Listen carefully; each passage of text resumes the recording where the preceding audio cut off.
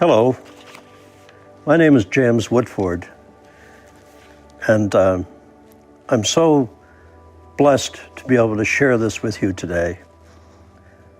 I have a story that is truly, I think, unique, because for someone that had never believed in God, not truly, to suddenly realize and be made to realize that heaven is real, it exists, and Jesus is real.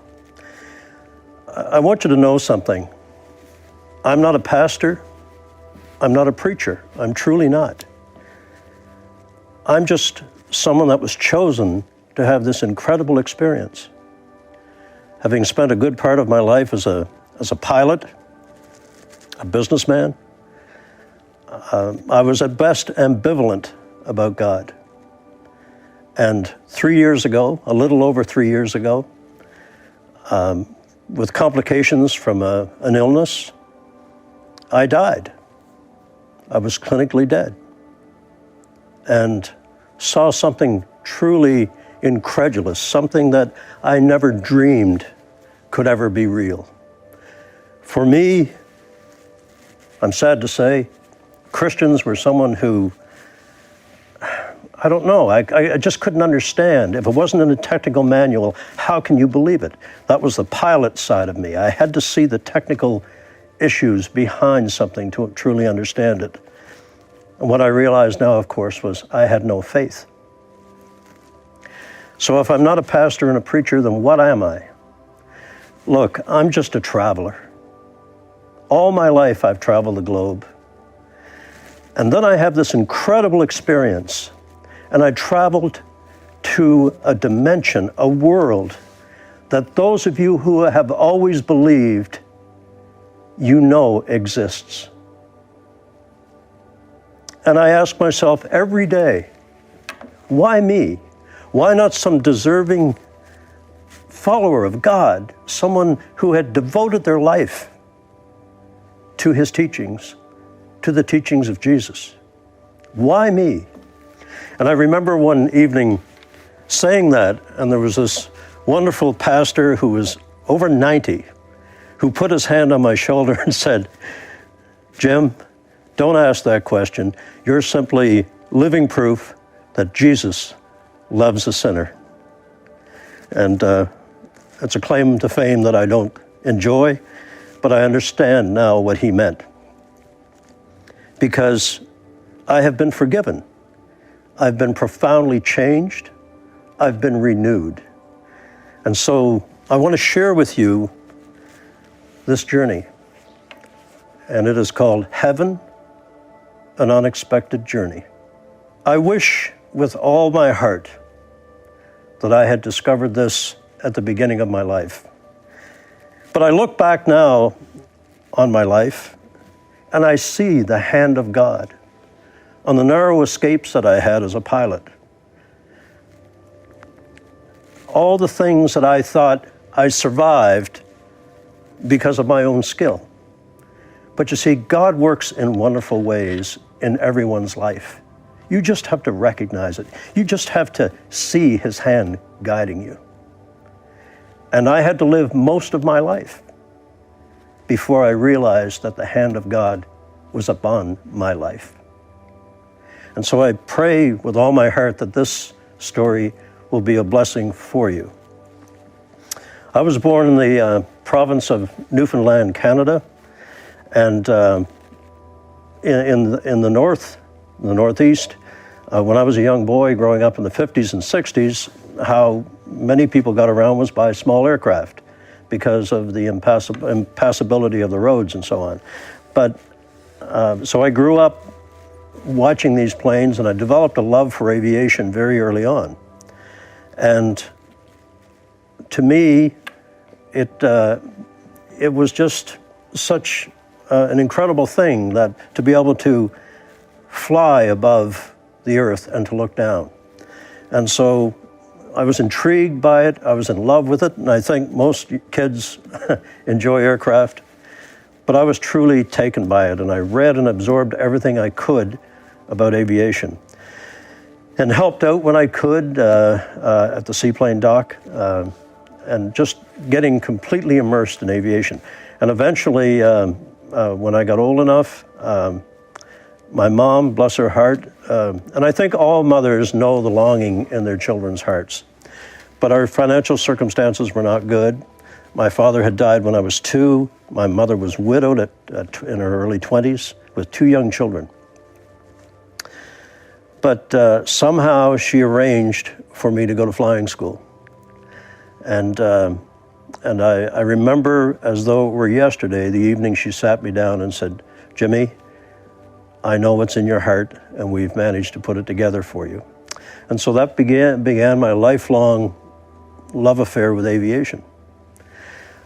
And I was blessed to be able to advance fairly rapidly, not just from the bush planes and water bombing and crop dusting, and I was right on the tail end of the old-fashioned way of flying. And you must remember, in those days, there was no GPS, there was no cell phones. It was dead reckoning navigation in the far north, and it was a challenge, but I loved every minute of it. And I tell young people every time I speak to them that if you are blessed enough in life to do something that you love to do, that you get up every morning with this longing in your heart to do it, then God has already blessed you. And in my ignorance and my stupidity, I never realized the blessing that He had bestowed upon me. I do now. And so I had an interesting career. And in addition to that, I began investing in businesses and was quite good at it. And I seemed to live a charmed life. And because no matter what circumstance I met with, I seemed to prevail over it. Little did I know it was the hand of God directing me to this moment in my life. As I said earlier, I was at best ambivalent about God. But I do know this, that as the great Billy Graham said, when you come to the end of yourself, you come to the beginning of God. That's what happened to me. I recognized that I was blessed in not just flying, but and the business world, but one of the greatest blessings was meeting my wife, Lorraine, and she is the light of my life. And I say in the dedication of this book, I realize now she was my first angel. And I'm so grateful to God for having her in my life. Because you see, Lorraine always had what I lacked, and that is a strong belief in God and in the goodness of God. She and her sisters, who would play a big part in what happened to me later, had a deep and abiding love of God. And I would remain silent, but I would in my silence, I would think, how can intelligent people believe in these old legends written by ancient men in dusty old books? Folks, I tell you this, the Bible is the operator's manual of your life. It is how to live your life. And I read it and study it every day now because I'm trying to understand as much as I can so that I will no longer be ignorant in the ways of God. You know, it's interesting. I seem to have done it in reverse. Most people are raised Christian, they go to church, they have a loving Christian family, they come up through, they study the Bible, it's part of their education, and they eventually become involved with the church and live their life according to the Word of God. Then they pass and they go to where they've always believed they would go. I've done it backwards. I went to heaven, and now I'm coming back and learning everything in the reverse direction. So, my scriptural knowledge is limited. I have no knowledge of theology, but I'm trying hard every day to learn. But I do know this, that God, I think, chooses the most unlikely candidates to have this experience. And I know now that I am certainly not alone, not by a long shot. When I speak to people, many times people will come up to me very shyly and say, Jim, 10 years ago, I had a heart attack. I saw angels. Or I died on the operating table. I saw my mother. Or I saw God. Or I saw Jesus. And many people are reluctant to come out and talk about that. But you see, I had to come out and talk about this because I stood in front of Jesus Christ, the Son of God, and He gave me a commission. He gave me a commission to go and tell my brothers and sisters of the wonders we have shown you. And so today, that's what I want to do. As I said, I led a charmed life. But I was filled with the need for material things. I had a collection of British sports cars. We had a large yacht. Everything, the beautiful horses, everything that one would think epitomized the classic American-Canadian dream of success. And yet, and I never admitted this openly, I would lay awake in the middle of the night and I would have this yearning inside of me, this feeling that, is this all there is? Is this all there is? And I would interpret that feeling as, well, I must need a faster car or a newer Jaguar or a bigger plane or a bigger boat. And I'd go and I'd buy those things and I'd play with them for a week, and guess what? The yearning would be back. The yearning would come back. Do you know what that yearning is? And I think if you're honest with yourself, most of us will admit to this feeling, is this all there is? What that feeling is your soul wanting to go back to the source from which it came, God's light.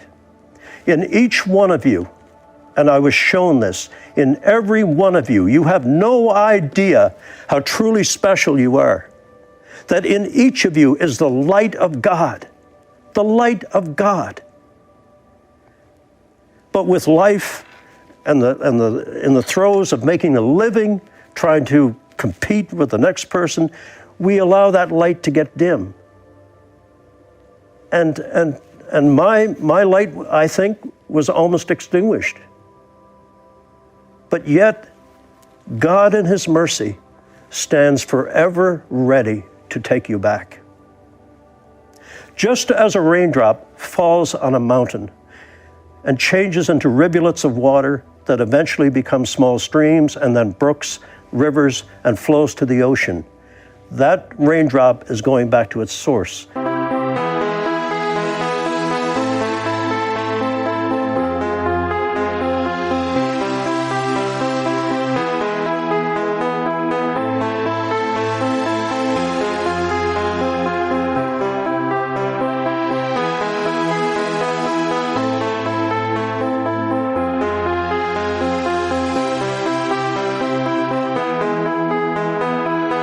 Your light within you wants to go back to God's light. It wants to go back to its source. And it is miraculous how that can happen if you allow Jesus into your life in a personal way. You don't even have to tell anyone about it. Just call out to Him. Say, I need you in my life. I want you in my life. You know, my favorite picture now is that one of Jesus knocking on the wooden door, quietly hoping the door will open. Jesus knocked on the door of my heart all my life, and I ignored Him. And I am so sorry for that. So desperately sorry that I ignored Him.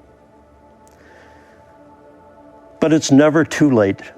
That's the wonderful thing. It's never too late to go back to him. He stands waiting and waiting and waiting for your heart to return to him, for your light to go back to his light, and then forever someday to be part of his light for all of eternity.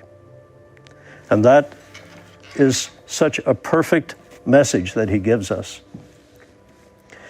So I really believe with all my heart and soul that the opportunity for all of you to sense this light within you, and those of you who have already know the light is there, I'm not telling you anything new, but I speak to the folks that don't feel the light of God in their life. It can change you dramatically. You see, I now know something miraculous. We are not human beings with a soul. We are souls inhabiting a human body. We must remember, we've got it backwards. And once you realize that your being is your soul, not this physical part of you, the light within you is who you are. And you have the opportunity to join that light with the light of Christ. Never again will you feel alone, will you feel abandoned. And now I live every day of my life feeling that light within me. And the first conscious moment that I have when I awaken every morning is to reach for that feeling inside of me. Because if I don't ever feel it there, I don't know what I'll do. But I do feel it there. And I'm so eternally grateful for that. I mentioned earlier that I'm convinced that many people have had these interactions with God and with Christ. And I really believe with all my heart, again, that you can do so much good when you bring God into your life. You'll find that people sense something different about you. I have people that have come to hear me speak for the 8th and 9th time.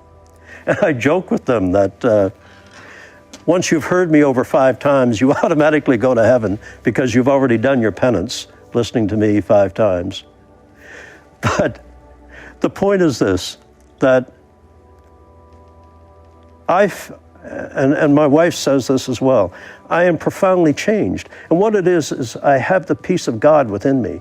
And people come to me to hear me because they say, when I'm around you, Jim, I feel peaceful. They're not feeling my peace. They're feeling the peace of God. And that peace is available to every single person that opens their heart to Jesus, that gives him the opportunity to come into their life. Because as I keep saying, it is never, never too late to come back to Christ. It must be contrite. You can't just say it in a wishy-washy way. You have to feel it. It could be something as personal as just kneeling by your bed, alone at night, or in your car on a long drive, just saying, can we talk? Can we speak? And people say to me, I pray, but I don't hear God speaking to me. Well, look, if you're expecting to hear the voice of Charlton Heston or the wonderful Morgan Freeman, it's not going to happen. God speaks to you in your own voice, which begs an honest question. How do I know when it's God and not just my ego or my mind or my consciousness? Believe me, you will know. Because when God speaks to you, you don't hear it here. You hear it here. And I remember when the angels spoke to me, it wasn't just a matter of hearing them. It was like their knowledge and their intensity filled me. I heard them from within me. And that's what you will hear once you commit your life to God. I know that for many who are facing difficult issues, and look, I have no idea why bad things happen to good people. I just don't. I don't think any human being does. But I do know this. I do know this, that if you have this relationship with Jesus Christ and the Father, no matter what you face in your life, whether it's illness, whether it's a failed relationship, whatever may be burdening your heart, you will get through it so much easier, with so much grace, if you have the light of God within you. I emphasize this so much, I don't mean to be repetitive, but I want you to feel, to honestly quiet your heart and get a feeling for the love of God. And you will be amazed at what will happen in your life. I know that this isn't tremendously different from anything you haven't heard before, and it's not, but it is my experience. And I feel the profound, as I say, the profound change within me. I see it within the people who are around me, and I am ever so grateful. So, I'm hoping that, as I said, as we go into this story a little deeper, that we will have an opportunity to explain to you what you're about to see on my journey to heaven, because it is stunning to realize that a world exists, that it is, as I said, not myth, not legend, not some story. It really, really exists. Another world, another dimension that is so amazingly beautiful and peaceful. And I'm going to ask you as we go forward with the story to take off your earth hat and put on your heaven hat, because you must, as we go ahead with this, suspend everything you've ever been taught about the laws of physics, spatial references, time, because everything is completely different in God's home. Completely different in a wonderful way. And I pray also that for those of you that have lost a loved one and miss them every single day, that this will be a blessing to you, because you will see them again. You will see them again. And I'm going to explain to you exactly what happens when you do.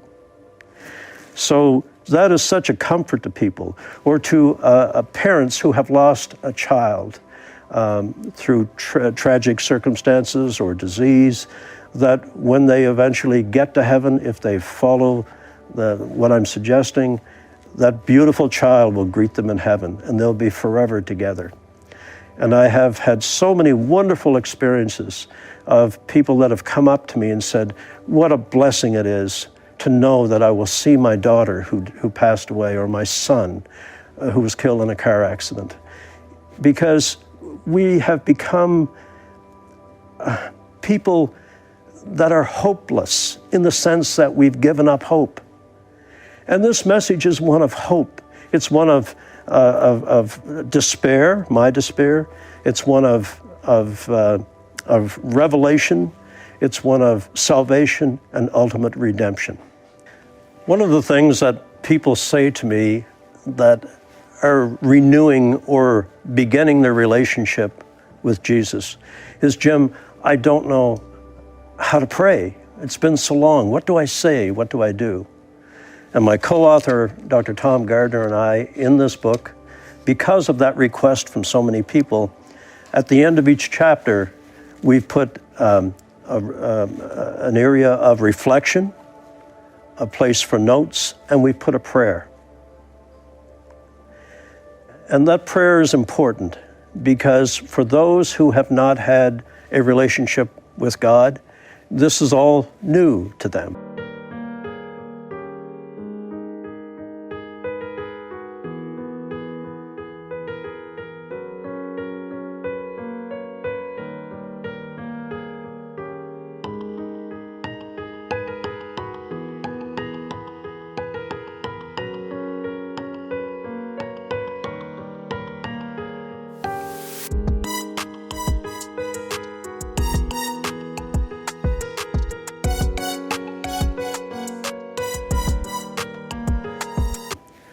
And so